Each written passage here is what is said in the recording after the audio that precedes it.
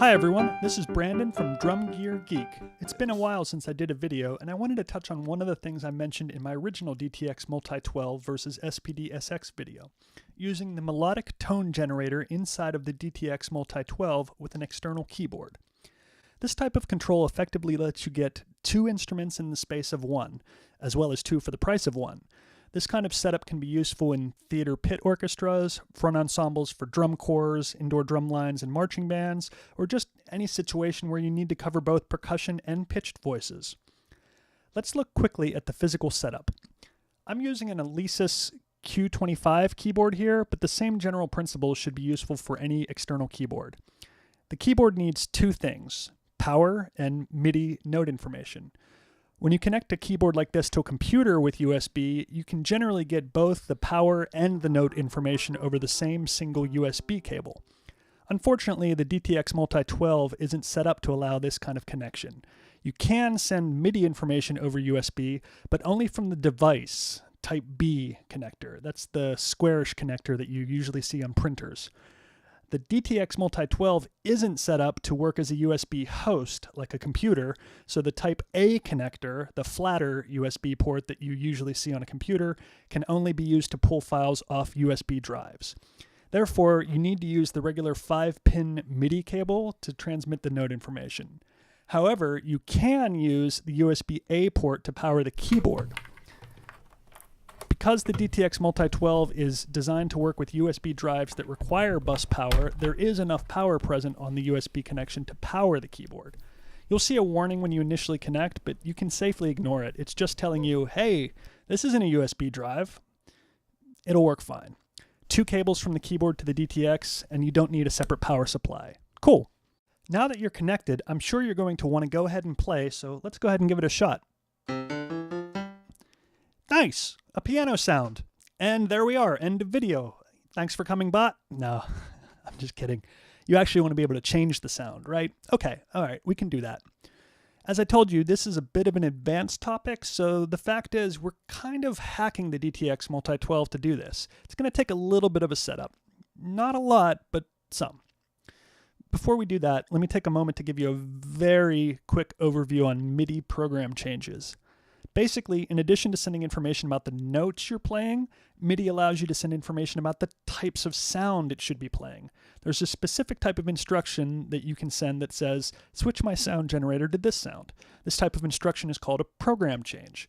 The simplest version of a program change is just saying, switch to program 1, switch to program 2, switch to program 54, and so on. These types of instructions are standardized across all MIDI devices. In fact, just the regular changes of drum kits on the DTX Multi sends a program change message. The MIDI spec, in addition to defining the mechanism for changing programs, also defines a specific set of sounds that all sound generators should support.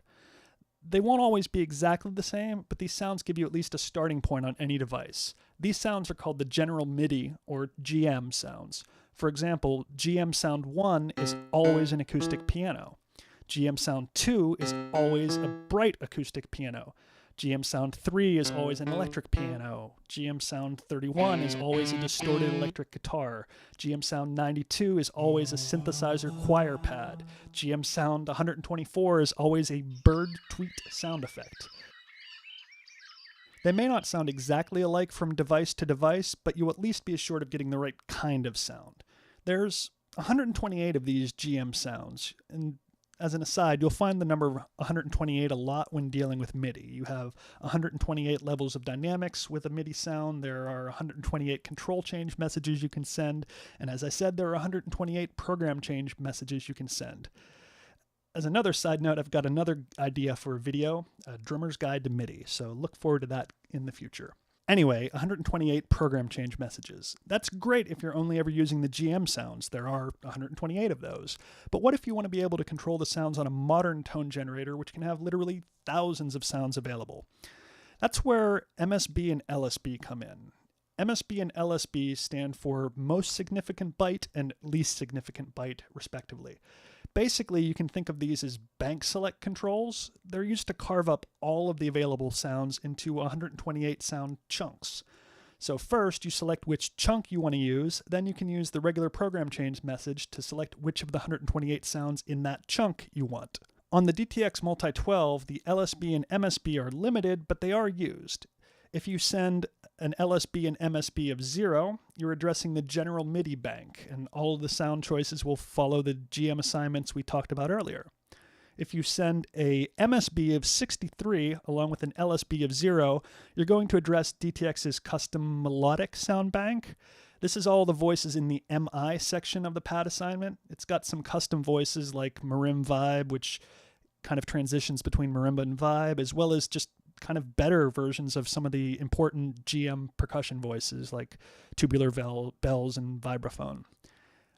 If you send a MSB of 127 with an LSB of 0, you're selecting from the GM drum bank, which is a set of non-pitch drum sounds, usually, drum set and standard hand percussion. Think of the drum set sounds available on a standard MIDI keyboard. If you send an MSB of 125 with an LSB of 0, you're selecting from the factory preset drum kits on the DTX. Send the same MSB of 125 but with an LSB of 1, selects from the user-defined drum sets on the Multi-12, numbers 1 to 100. Finally, that same MSB once again of 125 but with an LSB of 2, selects again from the user-defined drum kits, but this time it's from numbers 101 to 200.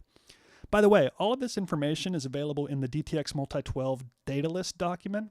You can find the MSB, LSB values used to access each available bank, as well as the actual list of sounds available within each bank, the melodic sounds, the GM general MIDI sounds, as well as the factory preset drum kits. For the functionality we're describing today, we're going to limit ourselves, though, to the general MIDI sounds, as well as some of the onboard melodic sound bank.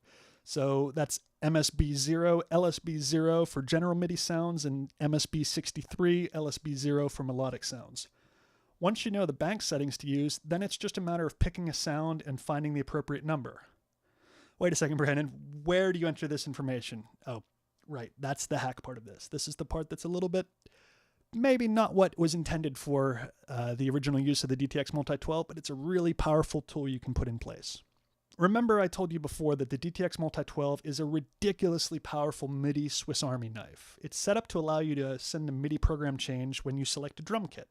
This is the normal way that it would work. So therefore, when you change drum kit, you could send a program change message that says select the MIDI acoustic piano sound. That'll work perfectly well. The pads on the DTX Multi would play the piano sounds. The external keyboard would also play piano sounds. That's useful. That's great. Especially if you don't think of it in terms of piano, but think in terms of timpani. Now you could have certain timpani voices on the pads and octaves of timpani voices on the keyboard. Fantastic. Super useful. But it kind of goes against the tease that I had in the beginning. I want to be able to get two things in the space of one, not just one thing, not just the pads and the keyboard playing timpani sounds. I want to be able to play drum sounds on the pads while playing keyboard sounds on the keyboard. All right, so some of you that know MIDI a little bit may say, MIDI channels. And that's right. MIDI channels let you tell the sound generator to only respond to certain subsets of MIDI messages. For example, drum sounds are traditionally on MIDI channel 10, and the DTX Multi follows that tradition. So you could set up a program change for channel 10 that selects a big booming rock drum set, coupled with another program change on channel 1 that selects an electric bass guitar. Set your keyboard to send messages on channel 1, and now your keyboard will play those bass sounds, and only the bass sounds, and the pads will play drums, and only drums.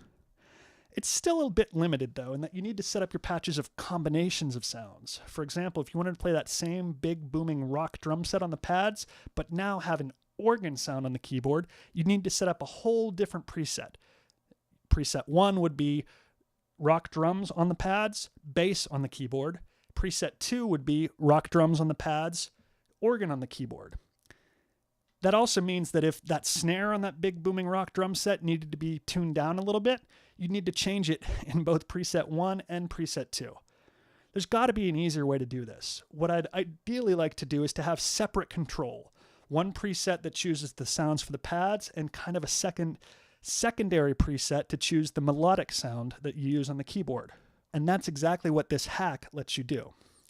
In addition to sending a program change during the kit selection function, the DTX Multi 12 also lets you set a program change during the pattern select function.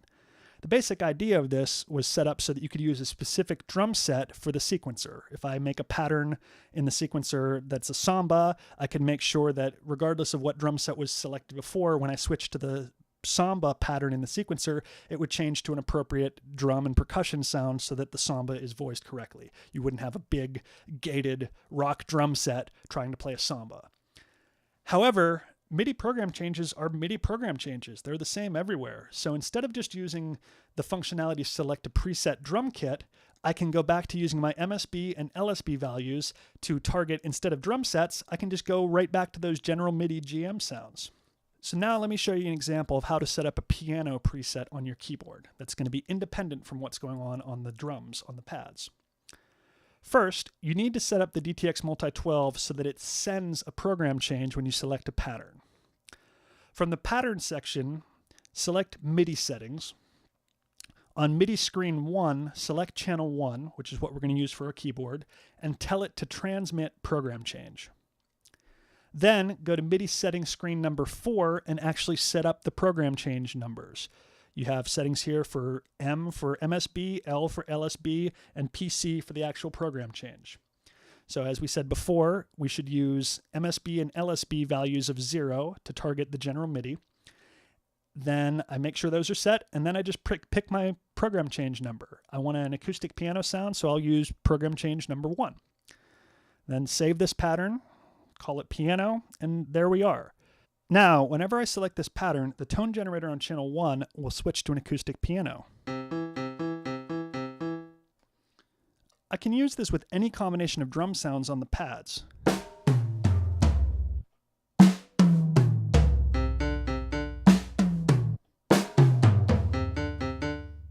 As you saw, I can change the pad sounds, and the piano continues to be accessible on the keyboard. It is totally separate. One thing to notice with this setup is that it's not just the keys themselves that work with the DTX Multi 12. Other functions like the pitch bend wheel,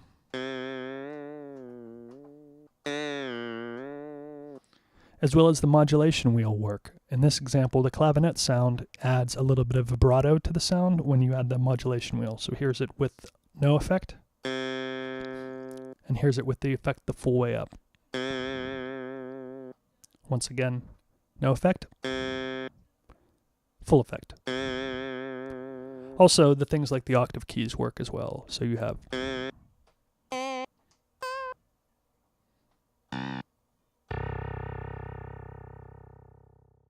Now, let's set up a second sound and show that the converse is also true. I can change the sounds on the keyboard, and the drum set sounds on the pads aren't going to change.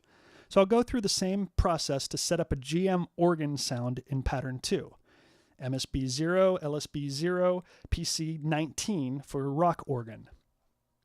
Now I can stay on the same drum sounds and switch between my piano and my organ.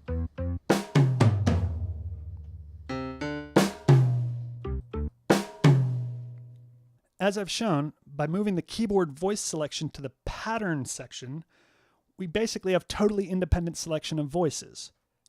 Kit selects drum voices on the pads. Pattern selects melodic voices on the keyboard. You'll need to go through and set up a pattern for each voice that you want to have available, but once you've done that, this is a ridiculously powerful tool. Before we go, let's do one more keyboard voice. This time, instead of the GM voices, let's use one of the voices of the DTX-specific melodic bank. Therefore, we'll need to set it up the same way, but this time the MSB is 63. The LSB is still 0. Once those are set, I can use program change 19 to select a berimbau sound. Remember, 19 was the rock organ sound on the general MIDI sound bank. There we go. All set. So we got a berimbau, a rock organ, and our piano, all set up on the keyboard, independently selectable, without changing anything on the pads. You've now got the tease of 2 for the price of one and 2 in the space of one. As always, thanks for listening, and make sure to follow me on all the usual locations. And with this video in particular, if you have any questions or any comments, please leave them in the YouTube comment section and I'll get to them as soon as possible. I know this is a little bit tricky and I kind of went through stuff quickly, but I hope that there was enough detail in here that you're going to be able to use this trick and this hack for your own purposes. Thanks a lot again, and we'll talk to you again soon. See you guys. Bye.